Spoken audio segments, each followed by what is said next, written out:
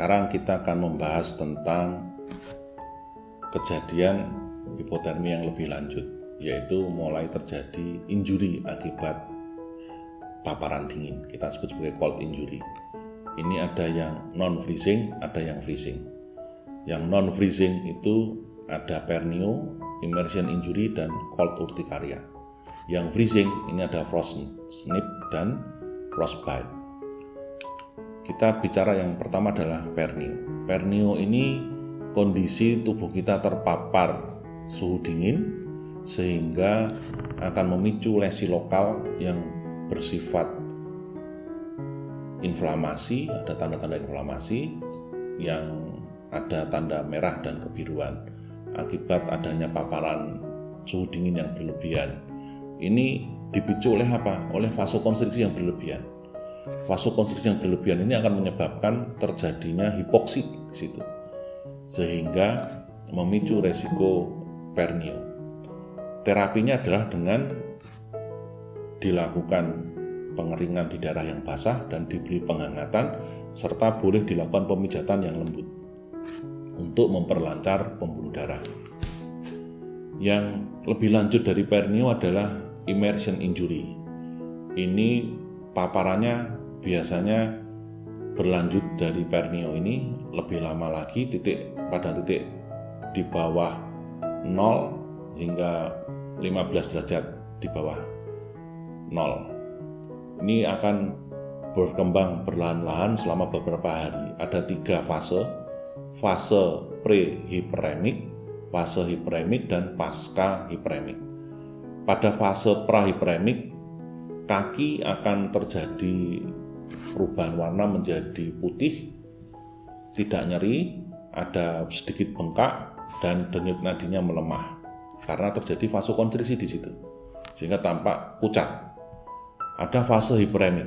Ini mulai karena berlanjut tadi, seperti pernio tadi, dia berlanjut, maka akan terjadi pembengkakan yang lebih besar, akan terjadi pecahnya pembuluh darah, maka akan terjadi eritematosa, ada nyeri, ada nadi yang kuat tapi lambat. Ada fase pasca hiperemik. Ini sudah kronis, di mana pasien akan merasa sensitivitasnya menjadi sering merasa kakinya dingin terus. Ada nyeri tumpul yang akan menyebabkan gangguan rasa. Ada hiperhidrosis, walaupun fase ini kadang-kadang juga tidak muncul. Yang berikutnya adalah frostnip. Frostnip ini bersifat reversible dan biasanya hanya superficial, tidak ada kehilangan jaringan. Tandanya apa? Kita lihat di sini jarinya menjadi pucat, terasa tidak nyaman, dan ada rasa kesemutan. Kalau ini berlanjut akan menjadi frostbite. Ini pada kondisi yang, kalau yang tadi non-freezing, ini yang freezing. Ini adalah gambaran terjadinya frostnite sampai dengan frostbite. Frostnite itu yang terjadi kelainan itu masih di epidermis. Kalau terus ini berlanjut, maka dia sampai ke dermis. Kalau sampai frostbite ini ada 2, superficial frostbite itu sampai dermis, tapi kalau sudah deep frostbite itu sampai ke jaringan subcutaneous. Ini adalah gambaran perjalanan frostnite sampai terjadi frostbite. Frostbite ini cedera karena gangguan pembekuan jaringan yang dipicu oleh karena paparan dingin yang ekstrim. Biasanya suhu di bawah 0 derajat Celcius. Ini akan menyebabkan kerusakan jaringan dan akan memicu terjadinya stasis yang disebabkan oleh karena vasokonstriksi tadi pecah, kemudian akan memicu trombosis mikrovaskuler, akhirnya kondisinya akan seperti ini. Faktor predisposisi ke arah frostbite itu kalau kita kontak langsung dengan konduktor dinginnya. Misalnya kita memegang langsung es dengan jangka waktu yang lama, ada angin dingin yang dengan cepat menyebabkan daerah akral kita menjadi dingin. Misalnya kita terpapar pada udara luar dengan angin dingin yang banyak dan kita tidak melakukan kegiatan apapun, kita imobilitasnya berkurang. Bahkan kita menggunakan pakaian yang ketat. Ini memicu resiko semakin tinggi ke arah frostbite yang sudah terjadi vasokonstriksi. Karena kita pakai pakaian ketat akan lebih memicu resiko terjadinya kerusakan jaringan. Atau pasien-pasien yang mengalami aterosklerosis, pasien-pasien yang menggunakan nikotin atau menggunakan alkohol. Mereka memiliki predisposisi yang lebih tinggi untuk terjadinya frostbite. Awalnya frostbite itu memang tidak terlihat terlalu parah. Jaringan beku tampak seperti kekuningan, berbintik seperti lilin, atau putih kekuningan.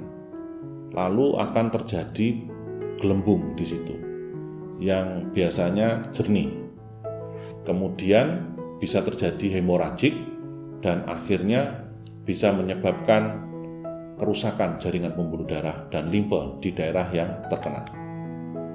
Ini adalah gambarannya, ada vasokonstriksi di situ, kemudian akan terjadi blok darah yang membeku, menyebabkan terjadinya trombos di situ, memicu kerusakan jaringan.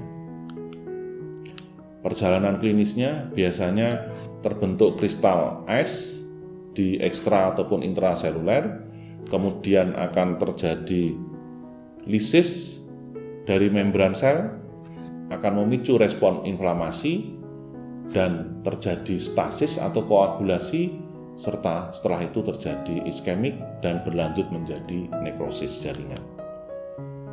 Dari segi klasifikasi ada 4 derajat. Derajat pertama ini baru di central area saja yang terjadi edema gitu. Kemudian derajat 2 mulai terbentuk blister, cairannya masih berwarna jernih atau keputihan disertai dengan edema, biasanya dalam waktu 24 jam.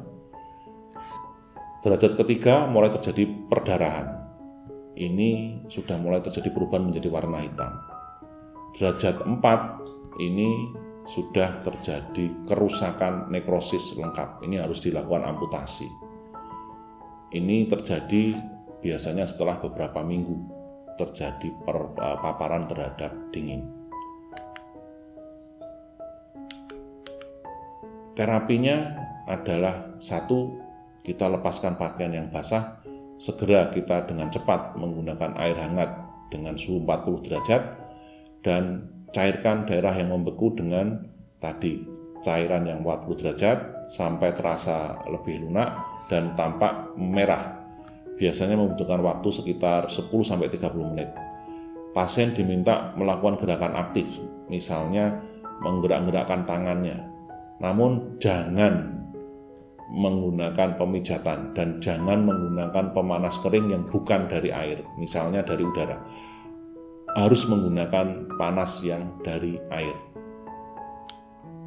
Setelah dicairkan, maka angkat ke posisi yang lebih tinggi tangan yang mengalami frostbite tadi, mulai dibalut dengan kasa steril yang tebal. Mungkin ini akan nyeri sehingga perlu diberikan obat analgetik. Jangan pernah sekali lagi menggunakan panas kering atau membiarkan jaringan tadi membeku. Jangan menggosok, karena menggosok akan menyebabkan kerusakan jaringan lebih parah dan ini bisa membutuhkan waktu yang lama untuk terapi pasca frostbite. Bisa sampai 60 hari sampai 90 hari.